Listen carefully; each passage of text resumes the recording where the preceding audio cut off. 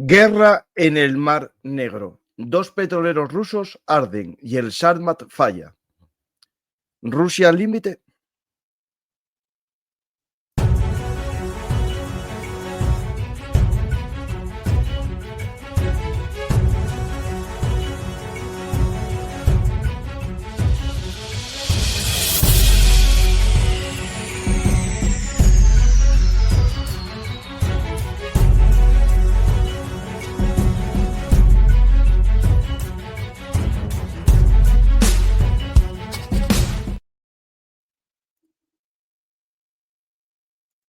Hola a todos, bienvenidos a Penum Artis, actualidad militar y geopolítica. Hoy vamos a hablar de la guerra a los petroleros.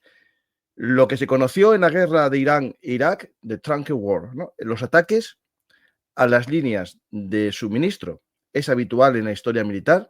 Lo vimos en la batalla del Atlántico. Hace poco hicimos un programa sobre los convoys árticos en los que Estados Unidos y el Reino Unido suministraban armas a la URSS durante la Segunda Guerra Mundial. Y no hace mucho hice con vosotros, aquí en Hablamos, este programa Bala Sobozka, en el que hablamos de las sanciones cinéticas. Y un espectador me preguntó, ¿cuándo comenzarán los ataques a los petroleros? Y yo dije, bueno, puede que no los veamos. Pues sí, los vimos. Justo hoy vemos el primer ataque en aguas internacionales a petroleros de la flota fantasma rusa. Vamos a hablar del Kairos y del Virat, 2 petroleros sancionados por la Unión Europea y sancionados por Estados Unidos, pertenecientes a la flota fantasma rusa, que sirve para eludir las sanciones y también, como os explico en El Mundo Convulso, para alimentar la guerra. En mi nuevo libro sobre geopolítica os explico la energía que mueve el mundo, los hidrocarburos, y os explico también la importancia de los estrechos, que en este caso es esencial para comprender por qué fue este ataque y también qué está sucediendo en la batalla del Mar Negro. Una batalla en la que una armada sin barcos acorraló y va destruyendo poco a poco a la flota rusa del Mar Negro. Desde el hundimiento del Mosca hasta los ataques constantes a Sebastopol y actualmente a la flota del Mar Negro acorralada en Novorossiysk, el Mar Negro no es ruso, no es un lago ruso. ¿Por qué? Por una guerra de drones navales ucranianos. Nadie sabe cómo ha sido el ataque que vamos a ver ahora mismo, una imagen que ya está, digamos, filtrada de esta noche, uno de los 2 petroleros que fueron atacados a la salida del estrecho de Bósforo y el mar de Mármara, pasando ya en el Mar Negro, justo a la salida de las costas turcas, fueron atacados los 2 barcos. Y importante, no iban llenos de combustible, venían de vuelta de hacer su trabajo de exportación del crudo ruso y se dirigían hacia Novorossiysk. Lo vamos a ver ahora haciendo un seguimiento del Vessel Finder. Vamos a ver algunas de las imágenes que se están llegando a nosotros gracias a grabaciones. Aquí tenemos una en la que podemos apreciar uno de los 2 barcos. Creo que es el Virat, porque el Cairo fue el primero, me parece, si no recuerdo mal. Aquí lo vemos, como es pasto de las llamas, tras ser abandonado el barco por sus tripulantes. Vamos a ver otra imagen. Pero claro, esto no es la única noticia del día. Hablaremos también después por qué puede ser hoy el ataque y no hace unos días. Hay un ataque ruso a población civil ucraniana la noche de ayer, en la que fallecieron 35 civiles, y puede que Ucrania haga este ataque en parte como venganza, ¿no?, de esa matanza de civiles, y también dentro del juego, ¿no?, de la posible negociación de paz, en la que Ucrania ve que el ataque a la economía rusa está causando efectos, está haciendo mucho daño al régimen, y saben que si le cortan la vía de suministro, a sus exportaciones, aunque las sanciones legales impuestas por Estados Unidos o Europa no funcionen, sí va a funcionar la sanción cinética. Vamos a empezar y espero que os sirva este programa para entender lo que está sucediendo. Y vamos a ver también el fracaso de otro lanzamiento de un misil Sarmat. Vamos a ver algo de la corrupción que está sucediendo en Ucrania. Alguien dirá, Ucrania es un país corrupto. Sin duda ninguna hay corrupción como en España y como en Rusia. La única diferencia es que en Rusia la corrupción no se ve, no se saca, y en los países democráticos, cuando hay separación de poderes y hay libertad en la Fiscalía Anticorrupción, se puede descubrir la corrupción. Y en este caso funciona que en Ucrania el intento aquel de cerrar la Fiscalía no funcionó por la presión del pueblo, y ahora la Fiscalía va detrás de uno de los políticos más importantes, ¿no?, de Ucrania, amigo íntimo del presidente, y eso demuestra que la lucha ante la corrupción funciona. Todo esto, ese contexto, ¿no?, en la muerte de ayer de 35 civiles, la negociación de paz e incluso el escándalo de corrupción, puede ser la explicación de por qué hoy tenemos esta noticia de un ataque a barcos petroleros de la flota Fantasma en el Mar Negro. Pues vamos a empezar y espero que os guste este pequeño programa de Hablamos. Tenemos aquí un poco el mapa, las dos geolocalizaciones. Pero vamos a ir al Vessel Finder para ver un poco cómo es la navegación en esta zona. Aquí podéis ver los barcos que pasan por los estrechos de Marmara. Aquí podéis ver el barcos que están fondeados y los que están en tránsito. Si hacemos una búsqueda y eliminamos los barcos y nos quedamos solo con los barcos petroleros, los tankers, tenemos una visión de la cantidad de petroleros que salen de Rusia en dirección hacia el resto del mundo para vender el crudo. Dos de ellos, de estos barcos, son dos barcos sancionados de la flota Fantasma. Tenemos en este caso el Kairos, que os lo pongo en portada. Aquí tenemos en Vessel Finder un seguimiento del Kairos. Y todo comienza a suceder esta noticia, ¿no?, con las noticias que nos da el Ministerio de Transportes de Turquía y fuentes como Reuters y Bloomberg. Nos dicen que el Kairos, un Suez Max de 274 metros, construido en el 2002, estaba vacío, regresaba de un viaje a la India con crudo de los Urales, cuando reportó un impacto externo a unas 28 millas náuticas de la costa de Kocaeli, al norte del Bósforo. La explosión provocó un incendio feroz en la sala de máquinas. La tripulación de 25 personas, ningún ruso entre ellos, según medios turcos, fue evacuada sana y salva por la Guardia Costera turca, con remolcadores y buques de rescate en escena. Esto sería este barco, que lo tenemos aquí en pantalla. Podemos ver dónde está posicionado ahora mismo, aquí en el mapa.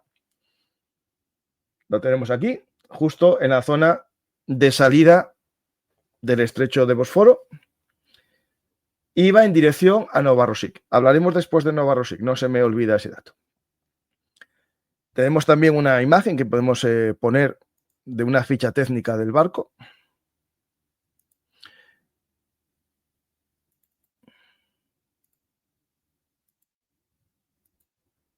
Aquí tenemos el barco, bandera de Gambia. Importante esta bandera de conveniencia, pabellón de conveniencia. Y lo que es muy interesante es esta nota que tiene el Vessel Finder, que tiene sanciones de Europa y del Reino Unido. Es un barco de la flota Fantasma, de la que ya os hablamos en varios programas, que os invito a ver aquí en el canal de la flota Fantasma.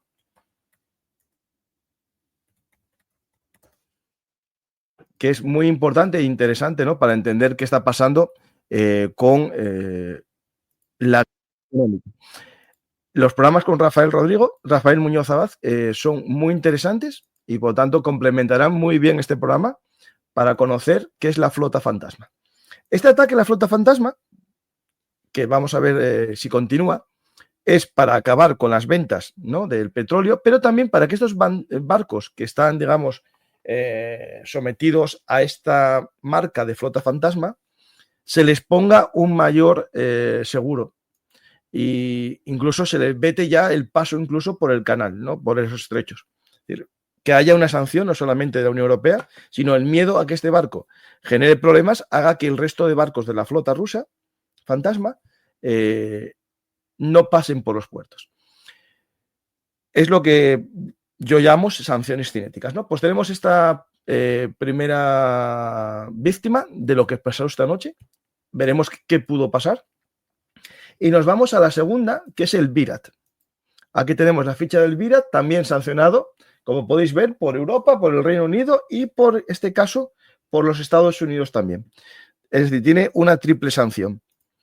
Y aquí, hablando de este barco, el Virat, a 35 millas náuticas más al este, el Virat, un Aframax de 250 metros, sancionado por Estados Unidos y la Unión Europea desde enero.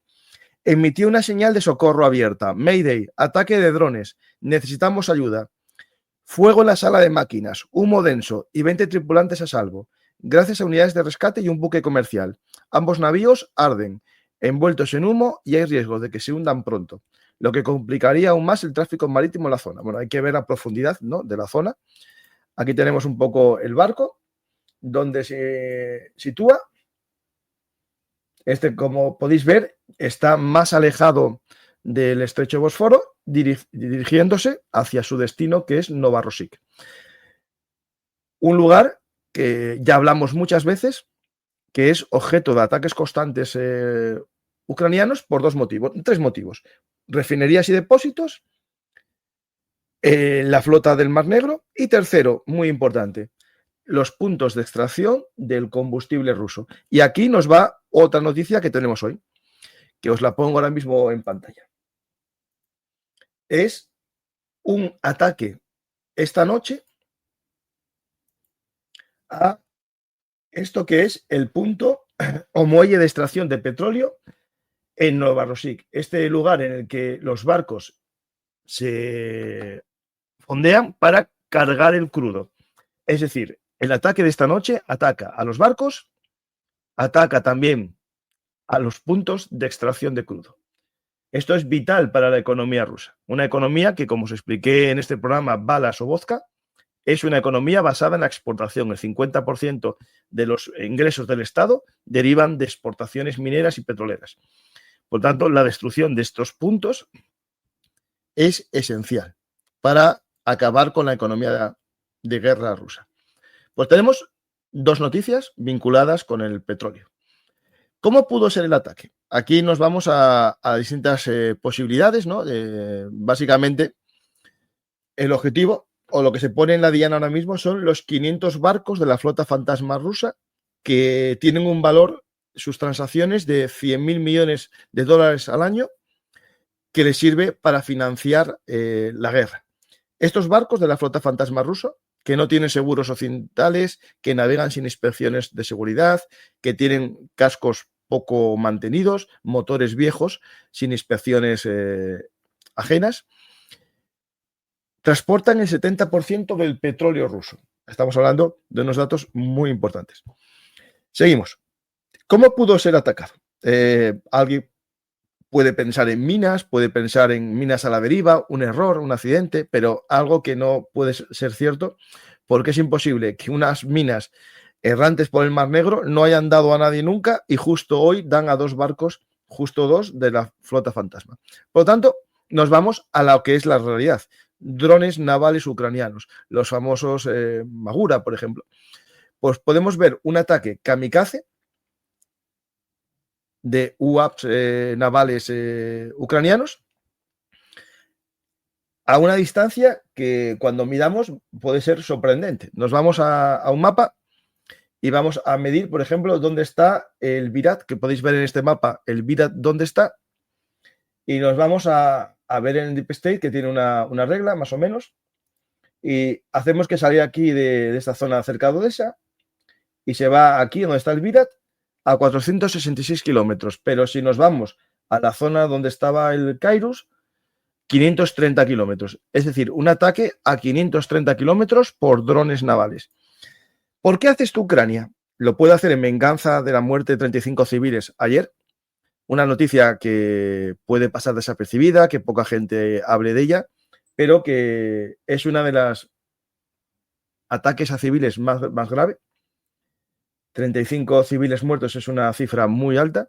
En el último ataque ruso, en el que bombardean ciudades sin un claro objetivo militar, y por lo tanto Ucrania responde dando donde duele. También otros pueden pensar que es una forma que tiene Ucrania de tapar un escándalo como el caso de lo que está pasando con Andriy Yermak, que hoy dimite de su puesto en la oficina presidencial del presidente Zelensky. Lo importante es entender que si dimite es porque la corrupción se persigue. Después tenemos la otra noticia que Anfisa Motora lo pone en su Twitter, y lo tengo yo aquí, el ataque en Kiev. Este es uno de ellos, y después está el ataque duro de ayer con unos 35 civiles muertos. Hay nuevos vídeos que los acabo de ver y creo que está aquí. Un vídeo, este es el Kairos.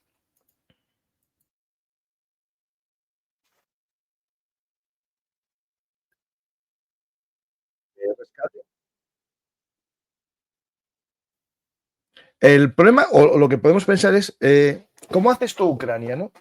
¿Se va a enfadar Turquía con Ucrania?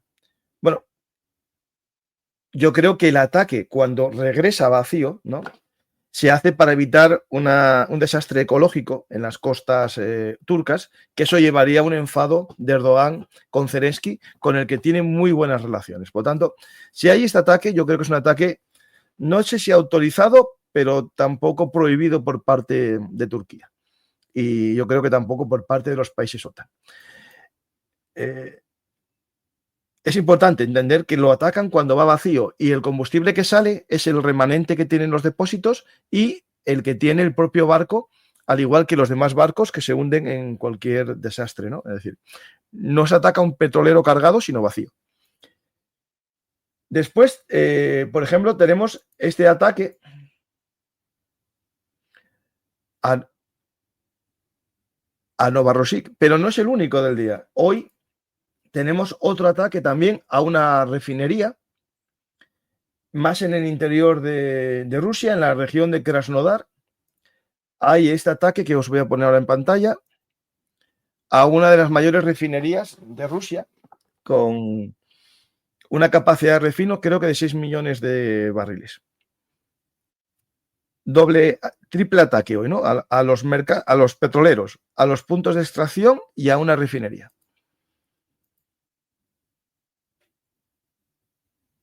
Y por el otro lado, tenemos un fracaso ruso de su propaganda, ¿no? Es decir, había previsto una gran mensaje, ¿no? Un gran mensaje propagandístico de sus armas, de las Wunderwaffen, ¿no? Esas armas maravillosas de la solución final, que es el lanzamiento de un Sarmat, una de las armas definitivas. Y de nuevo, pudimos asistir a otro fracaso de la tecnología rusa, en este caso, un Sarmat que nada más despegar estalla en el aire. Este es el vídeo incompleto, no está entero. Voy a buscaros otro vídeo en el que se ve la falla del sistema.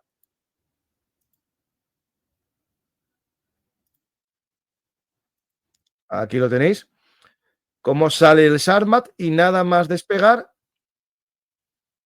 da un giro de 180, 360 y hacia abajo. Cae en perfecta. Y ahí ya se ve cómo estalla. Y ahora cae hacia el suelo, muy cerca del punto de lanzamiento, y hay una gran explosión. Esto es el famoso Sarmat que vuelve a fallar. No es la primera vez que en una de estas pruebas de un arma que venden como ya válida, como una amenaza cierta, vuelve a fracasar, ¿no? Aquí tenemos, en el caso del Sarmat, se vendía como un arma imparable, como capaz de borrar un país de la faz de la Tierra, invencible ante cualquier escudo antimisiles. El SS-18 Satán. Es el sustituto de este arma, el Satán, es sustituido por el Sarmat, pero a día de hoy parece que no está funcionando muy bien. En el 2024 estalló en otro silo de pruebas, en el Plex. El programa lleva 3 años de retrasos. Rusia tiene problemas críticos para producir los componentes de este misil y Ucrania, importante, hasta el 2014 hacía el mantenimiento de los misiles SS-18 Satán, los previos. ¿Por qué? Porque Ucrania era, dentro de la URSS, la más experimentada en cohetería y en aviación. Y el gran experto en los misiles soviéticos eran ingenieros ucranianos. Y por eso esto hay que coger ahora con pinzas el potencial real nuclear ruso, ¿no? Por otro lado, tenemos el mensaje, ¿no? Es decir, ¿por qué está sucediendo todo esto? ¿Por qué Ucrania se atreve? Y hoy hizo más, no solo hubo esto, hubo otro ataque ucraniano en Crimea, un lugar en el que últimamente entran y salen muy fácilmente las unidades de drones ucranianas, ¿no? Tenía el vídeo, pero bueno. Aquí, bueno, tengo más imágenes del Sarmat, de puntos de lanzamiento, como son. Esto es de otro año, esto creo que es el anterior, me parece. Entonces me suena haberlo visto. Esto es el punto de lanzamiento, ese que os comenté en el 2024. Aquí tenéis una geolocalización.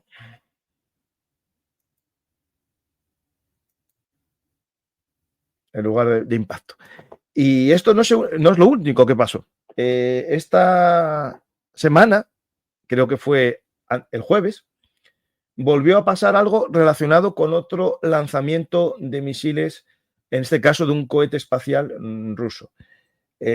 Rusia lanza un cohete de los que pueden transportar cosmonautas y en la prueba de lanzamiento se produce un incidente que averió la rampa de Baikonur, donde se lanza el Soyuz MS-28. Aquí tenéis cómo quedan las pinzas de agarre del Soyuz y se cree que durante unos meses Rusia no va a poder lanzar ningún tipo de cohete al espacio. ¿Por qué pasa todo esto? Pues falta de mantenimiento, corrupción, coger a buenos ingenieros y mandarlos en misiones a lo mejor militares, como ya lo vimos en algún caso con pilotos que como no tenían ya avión, los mandaron a combatir en tierra. Quién sabe lo que pasó, pero son muchos accidentes en poco tiempo. También puede ser la prisa que tiene Rusia de dar mensajes de fuerza y le hace quedar cada vez peor. Y no sé cómo alguien va a intentar maquillar todo esto, ¿no? Lo del Sarmat, lo del Soyuz, todo a la vez, junto a los ataques a la flota fantasma rusa, ¿no? Mientras tanto, Rusia sigue combatiendo en Pokrovsk, no cesa de mandar gente al campo de batalla en Pokrovsk, pero olvidemos un gran escenario de cientos de soldados rusos combatiendo contra cientos de soldados ucranianos. Como os cuento en cada programa de Frente de Batalla con José María, hablamos de muy pocos soldados. Rusia, como dijo Girkin, uno de los mayores nacionalistas rusos, no puede hacer una victoria estratégica cuando ya no tiene columnas blindadas y cuando sus hombres avanzan en pequeños grupos de 5 o menos combatientes. Es imposible un avance estratégico, un embolsamiento de miles de soldados, cuando no hay ni miles de soldados en una zona, pero tampoco los podrás embolsar nunca caminando, porque no tienes la velocidad para cerrar un embolsamiento. Pues si queréis, hay preguntas, podéis hacerlas y os dejo. Hola Paco, ¿no has visto el plan de Trump? ¿Qué más necesita para ver que Estados Unidos es aliado de Rusia con un enemigo común, la Unión Europea? Yo quiero puntualizar esa pregunta. No es Estados Unidos el enemigo de Europa y amigo de Rusia, es Trump. Lo digo claramente, Trump es el que tiene esa visión. ¿Por qué la tienen? No lo sé. Pero en Estados Unidos, el Estado profundo, los funcionarios del ejército, los servicios secretos, no tienen esa visión. Por eso se filtran conversaciones, por eso boicotean el plan de paz, porque es un absurdo desde el punto de vista de la seguridad nacional, los intereses nacionales estadounidenses, y por eso hay una división interna entre los republicanos. Los republicanos tradicionales se enfrentan a estos planes de los MAGA. Y yo creo que es importante entender que no es Estados Unidos, es el gobierno actual.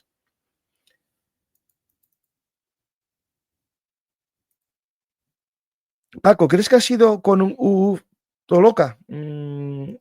Yo creo que por el tipo de objetivo tampoco hay que arriesgar los mejores drones que tenga Ucrania, ¿vale?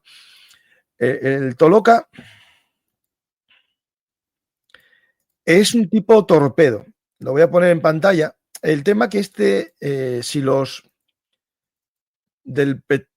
tripulantes vieron los UAV, vieron el ataque de drones, no creo que sea con porque lo único que ves del Toloca es el mástil. Y por lo tanto, me parece difícil que hayan sido capaces los marinos de los dos petroleros de identificar al Toloca, ¿no? Es decir, para que veáis cómo es un Toloca, es muy pequeñito, ¿no? A ver, hay varios tamaños, lo vamos a ver ahora, pero la idea del Toloca es un torpedo y es casi imposible ver un torpedo de estas características bajo el agua. Porque lo que ves es el mástil de guiado, esta antena que tiene aquí. Por lo tanto, no, yo creo que tuvo que ser un tipo Magura o alguno antiguo de las primeras versiones con la idea de no gastar una capacitación militar novedosa en un buque mercante que no tiene oposición, ¿no? Campa, ¿cómo es posible que, como en el ataque en Kiev, los cazas rusos puedan seguir operando en Ucrania sin problemas? ¿Dónde están los F-16? A ver, que yo sepa, el ataque en Kiev fue con misiles de crucero. A ver si estoy yo perdido y no me suena que a ver, desde mi punto de vista, lo que sé, no hay aviones rusos sobrevolando territorio ucraniano, porque las defensas antiaéreas funcionan. Lo que pasa es que en zona de combate, en zona, digamos, de 100 kilómetros de la frontera, los bombarderos rusos lanzan las bombas FAB planeadoras que cada vez tienen mayor alcance y alcanzan objetivos terrestres. Y los misiles de crucero lanzados desde aviones se lanzan en territorio ruso a una distancia de 150, 200 kilómetros en territorio ruso. Es decir, lo que tendría que hacer Ucrania con armas que le diese Occidente o con sus misiles Flamingo cuando los tenga más desarrollados y fabricados, es hacer que los aeródromos cercanos no puedan tener aviones y Rusia se vea obligada a emplear cada vez aeródromos más lejos de la zona de combate, reduciendo el alcance. El ataque, por ejemplo, a Baltimore, al aeródromo de Baltimore, es un ejemplo de que con Atacams pueden vaciar un aeródromo. Ahora satelitalmente se confirma que no hay aviones en ese aeródromo, que está a unos 200, 300 kilómetros de la frontera. Pregunta, Kazajistán, ¿cómo ves su bloqueo de entrada de petróleo a Rusia? ¿Crees que Rusia tomará medidas militares? Bueno, estamos ahí. Kazajistán, al igual que los demás están, se quieren alejar de Rusia. Comercian con ellos por beneficios, pero no quieren depender en su plano geopolítico de Rusia. Entonces, bueno, vamos a ver si Kazajistán bloquea el petróleo ruso que va hacia la India o va hacia China, a ver qué hace o qué puede hacer Rusia. A ver, yo tengo una teoría clara. Los países de Asia Central se quieren liberar del yugo ruso y aprovechan ahora su debilidad. Rusia no es capaz, lo demostró, de defender a Armenia, que ahora ya no es a su aliada porque se vio abandonada, y no es capaz de atacar a otro país. A recordar que en enero del 22, antes de la guerra de Ucrania, Rusia mandó tropas VDV a Kazajistán para asegurar el poder de su títere, ¿no? Ahora, como ya no le puede asegurar el poder, pues los títeres intentarán ser independientes buscando nuevos protectores, que puede ser Estados Unidos o China. O Turquía. Paco, ¿cómo puede el Reino Unido tener un balance entre no perder el poco apoyo de Estados Unidos, aunque poco su inteligencia es importante, entre no aceptar una paz desventajosa y seguir machacando el petróleo, la clave? Bueno, el Reino Unido es cierto que tiene su propia política de seguridad, él tiene muy claro el interés por la defensa de Ucrania y tiene un problema con Estados Unidos, que Estados Unidos, el actual gobierno, pues no es tan pro-ucraniano. Entonces, en algunas cosas estamos viendo una gran conexión del Reino Unido con la Unión Europea. No digo con la OTAN, con la Unión Europea. Y por lo tanto, el Reino Unido puede volver de alguna manera a esa proximidad a la Unión Europea como quieren ahora los ingleses y los escoceses y los irlandeses del norte y los galeses. Es decir, se arrepienten del Brexit y puede que no se vuelva a entrar en la Unión Europea, pero sí a generar un nuevo europeísmo defensivo, ¿no? Y yo creo que desconectarte un poco de Trump no sería malo para los demás. Francisco, ¿hay alguna posibilidad de destituir a Trump o que haya elecciones anticipadas en Estados Unidos? A ver, el impeachment, se habla de él. Hay protestas en Estados Unidos a favor de un impeachment contra Trump. ¿Quién sabe si se vuelven a filtrar informaciones como las que se hicieron en el impeachment del 2018 sobre su conexión con Rusia? Y quién sabe lo que puede pasar de aquí a 4 años, ¿no? Porque solo llevamos 9 meses de mandato. Pueden pasar muchas cosas. Pero el problema es que el vicepresidente es peor, porque ese sí que es un rusófilo confirmado, es decir, no se corta. Francisco, ¿viste los vídeos de unidades de UGV? Si eso siguen y con el soporte de IA, ¿puede ser que el problema del reclutamiento ucraniano no lo sea tanto? Sí, mira, justo ayer lo comenté y tengo por ahí imágenes. Para mí, la guerra va a cambiar completamente. Los UGV es un nuevo reto militar que puede sustituir en parte a los fusileros. Aquí tenemos un modelo que Estados Unidos está desarrollando, no, Ucrania está desarrollando. Este es un vehículo sobre ruedas con ametralladora media y, dos lanzacohetes. El vídeo que me decís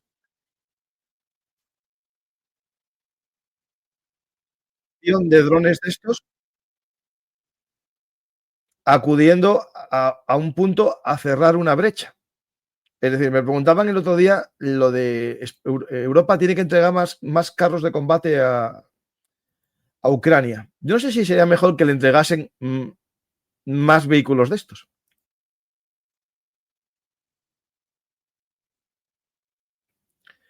Aquí vemos, por ejemplo, otro UAV de estos que en la guerra se van a generalizar. Hay ya UAVs, perdonad, que se me van las siglas, que dejan minas. Otros que llevan explosivos al estilo Goliath de la Segunda Guerra Mundial, que son realmente una mina con ruedas. Tenemos drones de intendencia, como las mulas de toda la vida del ejército.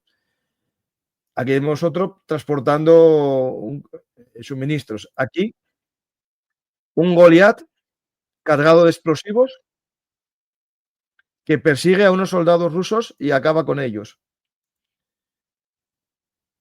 Aquí, uno portadrones, es decir, un dron terrestre portadrones. ¿Esto qué permite? Un mayor alcance de las unidades aéreas. No van a estar limitadas a los 15 kilómetros de alcance habitual, porque el dron terrestre lo puede insertar en líneas enemigas 20 kilómetros y el alcance se prolonga. Esto es una pasada. Es decir, y esto está todavía operado por personas. Cuando la IA funcione, va a ser una locura. Aquí tenemos otra novedad, que es un dron terrestre filoguiado, es decir, con fibra óptica, como los que tienen alcance de 50 kilómetros aéreos. Es decir, esto es la locura.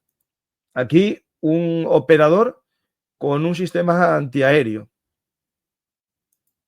Aquí unos miembros de una unidad ucraniana con un dron de apoyo de supresión. Es decir, imaginar una unidad de infantería combate con este ametralladora automática que les da fuego de apoyo.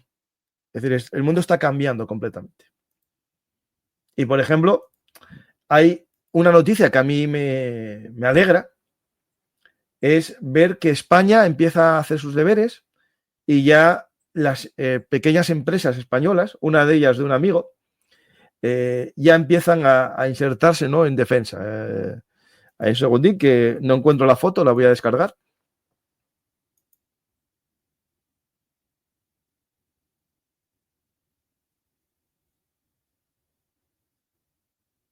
Bueno, ahora mira, no la encuentro.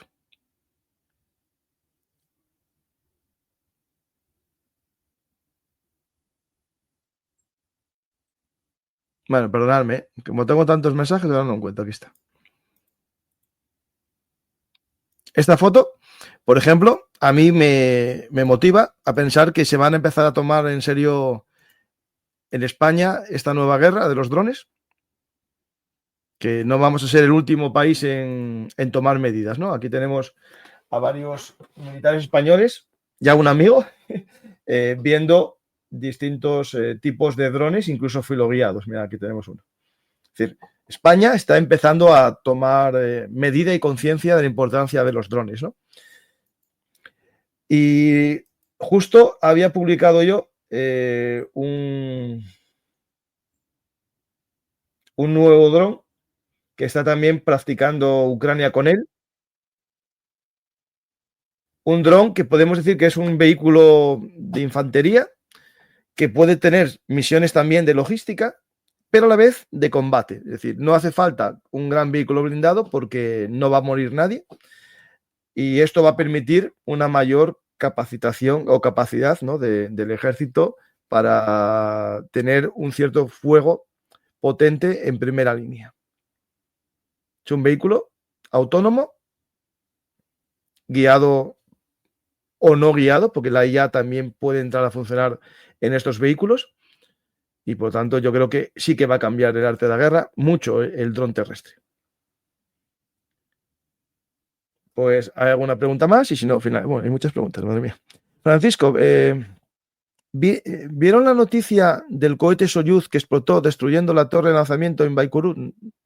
Bueno, el Soyuz, yo no vi explotar a Soyuz, vi la destrucción de la torre. Lo que vimos fue el Sarmat, que también vimos cómo se dañó, ¿no?, la instalación.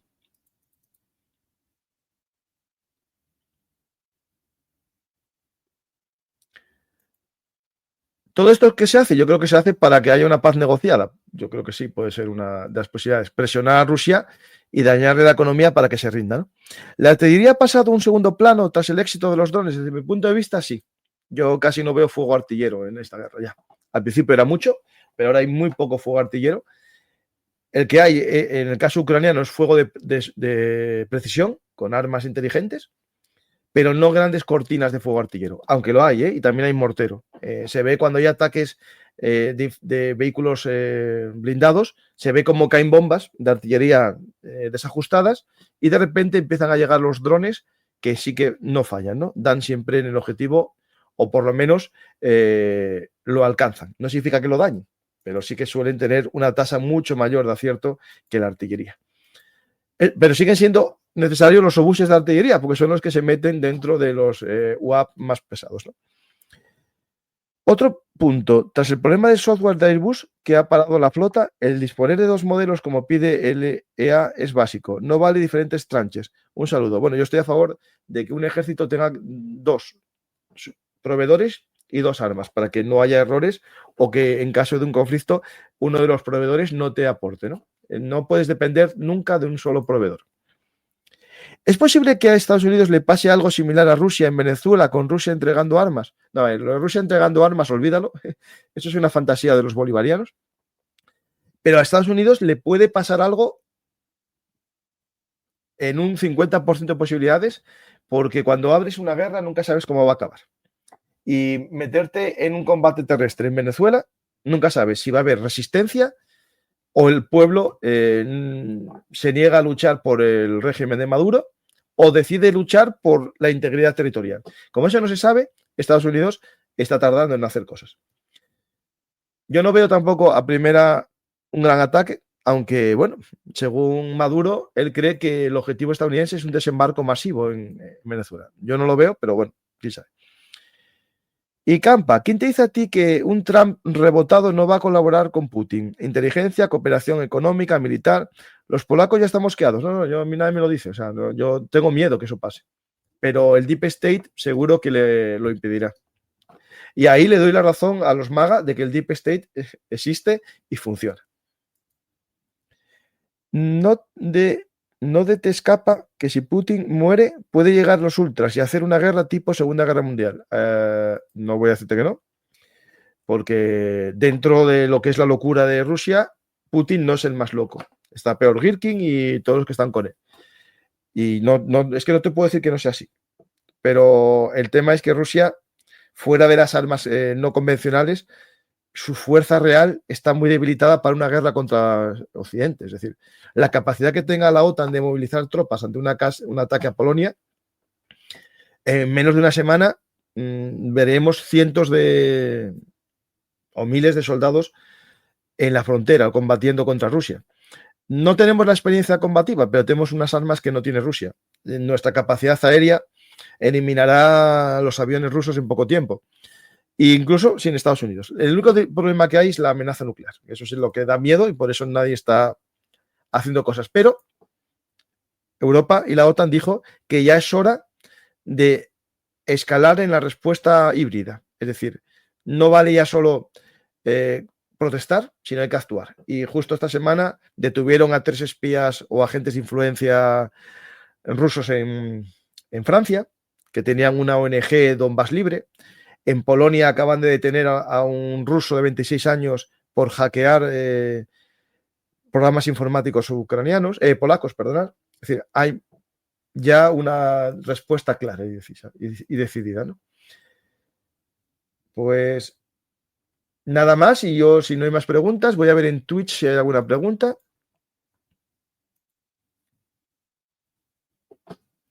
Un segundito.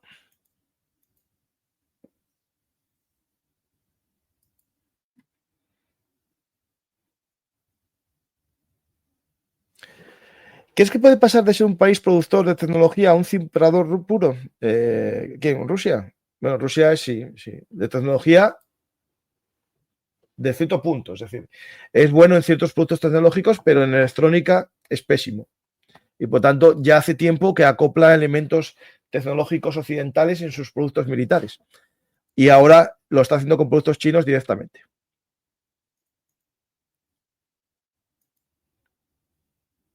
¿Cómo ves el tema de la cancelación del contrato para la construcción de las fragatas USA? ¿No es preocupante el ritmo chino fabricando barcos mientras los americanos cada día tienen un ritmo más bajo? Sí, es muy preocupante para Estados Unidos y de hecho tengo un programa sobre los astilleros chinos en el que cuento cómo China está aumentando su capacidad gracias a los occidentales, que compramos barcos chinos y al final nuestros astilleros van cerrando. En este programa, Astilleros de Doble Uso, que os invito a ver, basado en un artículo estadounidense, muestran ese miedo al crecimiento naval chino. Y Estados Unidos no está haciendo nada por la labor, está, bueno, sin rumbo, nunca mejor dicho. Y a la deriva. Mirad este programa, Astilleros de Doble Uso. Y si la OTAN y Rusia están en guerra, ¿cómo no va a entrar en guerra China con Rusia? Bueno, que yo sepa, la OTAN no está en guerra, la OTAN está apoyando a Ucrania. Y no tanto como tendría que haberla apoyado, desde mi punto de vista. Bueno, pues finalizamos. Espero que os haya gustado el programa, un programa rápido. Si queréis saber más sobre geopolítica y otros temas de interés, en mi nuevo libro, que lo tenéis aquí en pantalla, Un mundo convulso, claves geopolíticas, os explico la importancia de la energía, las rutas navieras, los estrechos para la geopolítica. Leer Un mundo convulso, si no lo tenéis, haceros con él. En teoría, tendría que estar en todas las librerías, si no está, pedirlo. Y si no, en Amazon o en mi página web franciscogarciacampa.com os podéis hacer con él, firmado y dedicado. Mi libro, Un mundo convulso, os explicará la locura del mundo que nos ha tocado vivir. Gracias a todos y nos vemos otro día más aquí en Bellum Artis, actualidad militar y geopolítica. Dar a me gusta, dejar un comentario, suscribiros y compartir. Gracias y hasta la próxima.